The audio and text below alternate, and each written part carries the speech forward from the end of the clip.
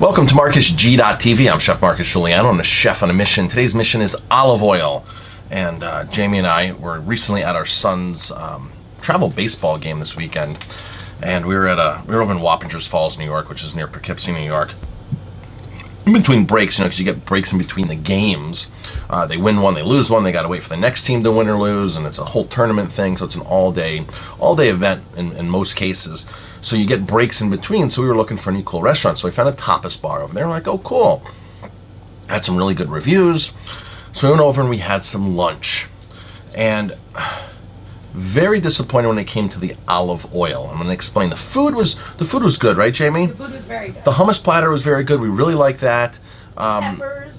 Yeah, the stuffed peppers. I also ordered a tapas of beans, white beans and garbanzo beans, and lentils, because we do eat vegetarian. So I figured, let me get some nice beans. Well, the lentils were kind of dry, and the white beans and garbanzo beans were good. They were seasoned, but my envision of this was after we finished the hummus plate was to pour these two onto the plate and pour some extra virgin olive oil on it. And the bread that they gave us with this hummus platter was really good. So I asked the waitress, I said, can I have some olive oil, some good olive oil, and some bread, thinking that I'm going to dump these on, mix them up, and dip and go, and awesome. So I dumped these beans onto the plate. Out came this olive oil. I looked at it and it was like in a black ramekin, Jamie? It was in a dark ramekin of some sort. Yes. So you really couldn't see, like it wasn't in a white ramekin where you couldn't see into it. So I started pouring it, and out comes this oil that is totally no shades of color, like clear oil. And I stopped immediately. I said, this isn't olive oil. So I called the waitress over and I go, I don't think you gave me olive oil. And she goes, no, that's our olive oil. And I said, but that doesn't even taste like olive oil. She goes, oh, this is our special house-made olive oil. We make this in-house. And I'm like, you make olive oil? And she's like, oh yeah, we make olive oil. We marinate the olives. It's a marinade from the olives, and it's the oil that it's packed into. And I'm like, but I don't think you're packing the olives with olive oil. I said, seems like it's canola oil. And she was like, no, it's our house-made olive oil and this and that. And afterwards, I didn't pour any more on because I knew she was BSing me. I was like, this is not, and it probably wasn't her fault. It wasn't a BS though. It was, this is what they use. This is what they use. This is what they use. They weren't trying to BS you. This is what they use for olive oil. This is what they use for olive oil. So at the end of the meal, I said, you know what? This oil you gave me kind of like didn't quite finish my meal off right. It wasn't. I wasn't expecting this, and it wasn't. And I said, please explain to me exactly how you're making this olive oil. She goes, oh, I'll get the chef owner. He'll come out and he'll explain to you. So out he comes. Basically, this is what they do. Basically, they take their mixed olives that are packed in a brine and some herbs. They strain it all off, he told me. Then they add oil onto it and let the olives marinate in this oil. And that's their olive oil. I said, but is there olive oil in it? He goes, well, there's some olive oil. And I go, it looks like canola oil to me. He goes, well, there's canola oil in it too. I said, so what do you do, like a 50-50 blend? And he didn't really answer me on that.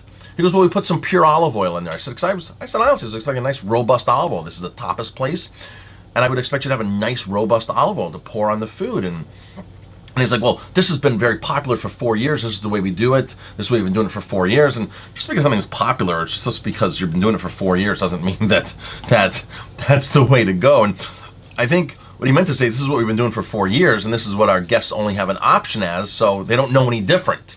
Is really. Yeah, but we don't use an expeller press. He said we don't use expeller pressed. Yes.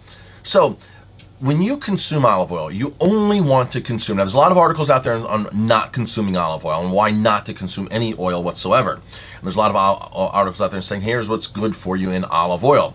So if you're looking at the good side of olive oil, you're looking for an extra virgin expeller pressed. That means they're taking the olives and they're mechanically wringing them out, basically. They're wringing them out and out comes the oil. Most oils are chemically extracted, like with hexane gas. So they're soaked in a chemical, and this helps all the oil come off, so it's not as natural, not nearly as natural. And it's a way that processors can get extra out of certain oils, out of a lot of oils. Canola oil, corn oil, all these oils are all chemically extracted, unless the bottle says expeller pressed. So expeller pressed means it's the first pressing, and it's the cream of the crop. It's the one that has the most nutrients if you're looking at olive oil, because olive oil is a fruit. There's antioxidants, there's certain things in there, phytochemicals. So if you're looking at that, that has the most properties in it. That's the good olive oil. That's the oil with flavor. That's the oil with color. So as you get down the line, after they wring them out, they have all this paste left. Well, what do they do with the paste?